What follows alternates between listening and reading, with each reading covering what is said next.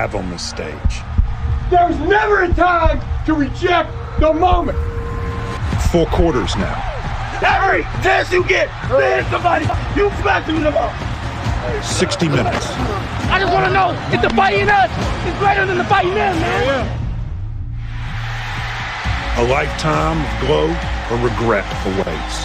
Job's not finished yet. No, we got one more to go. Play for the little boy who played catch and dream. Play for the old man you'll become when the memories of this great battle grow counterintuitively sharper with passing time. Melrose stopped! Michigan makes a stand! Ewers loves it incomplete! The Natty. The Michigan Wolverines have done it! The Washington Huskies have held on! Rings tarnish and trophies gather dust. This is it. We're here. The feelings, the emotion, the pride, these things will neither diminish nor die. Number 89, A.J. That was right, Thompson. Next season, Michigan and Washington will share a conference. Tonight they share the spotlight. Only one commands the stage in this national championship night. Number 1 against number 2. Both teams undefeated. This Michigan offense goes about its business in a much different way than the Huskies attack that we just talked about. They want to run the ball. They want to control the clock. And this Washington defense hasn't necessarily proven adept at stopping that. They give up over 6 yards of play on first down. You see AT&T counting us down to kickoff inside 43 minutes. Blake Corum is going to be their workhorse in this game. He's hard to tackle. But the other thing that Michigan did such a good job with in the Rose Bowl is getting him out the backfield and throwing him a couple passes. Yeah. And it kept the defense of Alabama off guard. So it was a great change up by Sherrod Moore. But in this game, I think it's going to be a lot of run for Corum. J.J. McCarthy showcased to the world why people say he's a big-time player in the Rose Bowl. Massive drive in the 4th quarter. Command of the offense. Everything he does whenever the lights are bright is fantastic. And Rome Wilson with a huge touchdown last week. Obviously a massive piece. Wilson is his go-to receiver. And what I like about Wilson is he's been so consistent. Every time his number is called, he answers the call with a big play. Did it again in the Rose Bowl. About 5'10". He's a track guy. Very fast, runs excellent routes, great hands. And then you have Colston Loveland, too, at tight end, Pat. He didn't even really get going last week in the Rose Bowl. He did. They motioned him a lot. Yep. Obviously, a lot of eye candy. Exactly. If they get him rolling, offense could look even better this week as opposed to last. Loveland made the big catch on the 4th and 1 against Ohio State on that drive. He did. They got him out to the flat, and he made a number of catches. McCarthy trusts Loveland to go into traffic. And those are the kind of throws you got to make in this kind of game. You know, Washington on defense has struggled at times. They do have their safeties back that they got back late in the season. Cameron Fabiculan and Asa Turner now healthy. McCarthy, as he starts to look for Colston Loveland, might find a little stronger secondary than the numbers would indicate from Washington. Yeah, I think what Washington's defense does well is what nobody really talks about. They can cover, you know, and in the Pac-12 you get tested anyways. They were able to keep up with an Oregon offense that threw the ball a lot. Now will they be able to handle Tyler Morris and the boys from Michigan and make some big plays? J.J. McCarthy rolling to his right. Very, very, very dangerous when he's extending plays. You showed some tape earlier where he runs all the way up to the line of scrimmage and he gets rid of it late. Absolute stud. And Orji, if he comes in, nice pace changer, Joey Gallo. They put them both on the field a couple of times against Alabama. Orji, backup quarterback, he's been in run packages, and they left J.J. McCarthy on the field on a couple of those occasions, but everything is going to be built around this guy. Blake Corum, inside the tackles all season. Outside the tackles against Alabama, Marty Smith will tell you exactly how Corum has built this ability to do whatever the job takes. From Marshall, Virginia. About 1,100 people, 1,200 people. One stoplight town. It was beautiful. It made me a hard-working man. It made me a man of character. It made me a great man. I feel like where I come from plays a big role.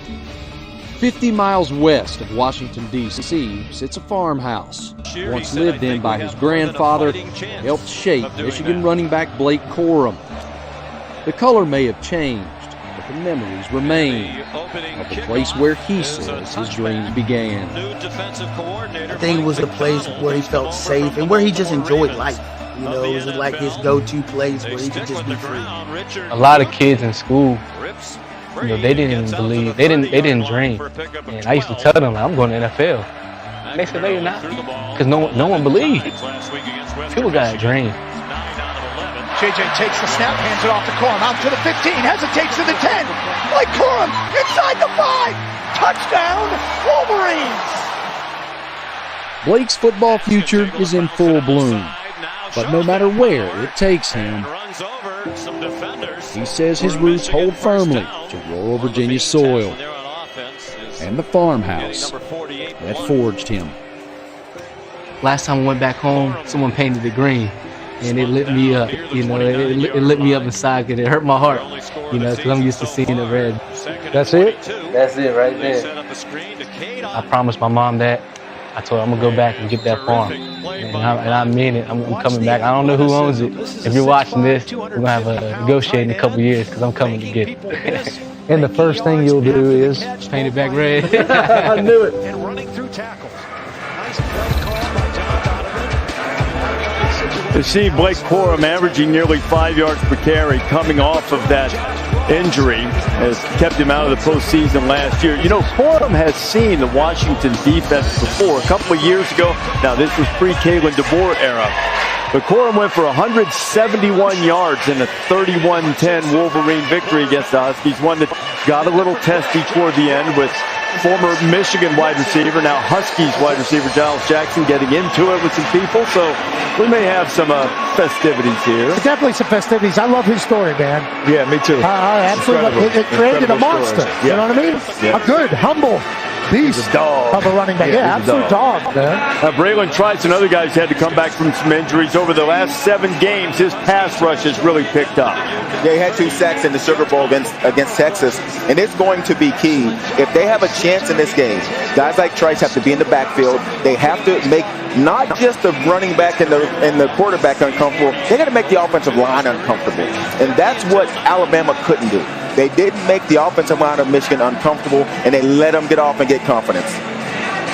Zion Tupuola-Fetui, who had the story of losing his father during the season, an engaging guy. He after he finishes playing, which I think is going to be quite a while from now, he wants our jobs. Yeah, man. Reese, he's a very engaging young man. When I was there to interview Michael Penix Jr., I spoke to ZTF, and man, he's just a special individual. And he's held on the wheels coming off that edge too. They have 2 dominant edge rushers for the Huskies defense that the Wolverines offense is going to have to deal with tonight. I think ZTF is a phenomenal story about what Kalen DeBoer has built out there too, because the DeBoer moment between he and him after the father game, after he passed away, which is incredibly heavy on the entire team, really galvanized the group.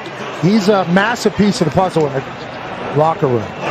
Well, did you see Dominic Hampton? Pat, you know, we were watching that game together at your place, did a mega cast up there, and ZTF had to play against Caleb Williams, USC. He said he was thinking about taking himself out of the game. His heart was so heavy. Yeah. He felt like he was hurting the team. And then he had a strip sack, recovered the fumble, and sort of had that moment. Which was like a big thing. His dad would tell him a lot about strip sacks, so he said he felt like his dad was with him in there. It's bigger than sports a lot of the times. And great leadership over there in Washington. It's all the interceptions that Washington has this year. They got 16 of them. Now, Michigan doesn't turn the ball over. Jamar Muhammad, transfer cornerback, has been targeted a lot, and we'll see if Michigan goes after him tonight. Yeah, and all these cornerbacks in Washington have heard of how bad they are on defense. Oh, yeah. How many points they give up. Oh, yeah. How much they struggle. I think this game is going to be a lot of attitude because a lot of people have heard a lot of things. The corners from Michigan, they've heard how great these receivers are. Right. The corners from Washington, all they've heard is how poorly they play defense, bend but don't break. They're going to have an attitude. But, you know, surprisingly enough, in the Sugar Bowl, they did a really good job of containing the receivers for the Longhorns. They have 2 excellent receivers in Worthy and Mitchell, too. You know what? They might not be here, Washington, if not for Mishael Powell. What a play. Had the pick 6 in the game against Arizona State when the offense really struggled. Kept them undefeated. One of those close games that Washington won. They haven't won a game by more than 10 points since September. Battle-tested. Wow. battle-tested. Any type of game, they have won. But so is Michigan. We're in for a good one, baby. No doubt. Yes, sir. AT&T counting us down to kickoff. Inside 35 minutes for Kalen DeBoer, who has 3 national championships on his resume. The NAIA level, now the highest level of college football.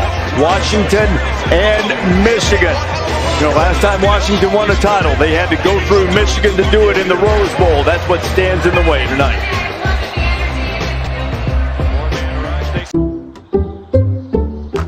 Some people just know that the best rate for you is a rate based on you with Allstate. Because you know that just because it fits in the cup holder doesn't make it to go. And you know how to brake without breaking everything. And you're definitely not doing... Okay, I don't even know what this is, but you're definitely not doing that. With Allstate, you're connected to a rate based on you.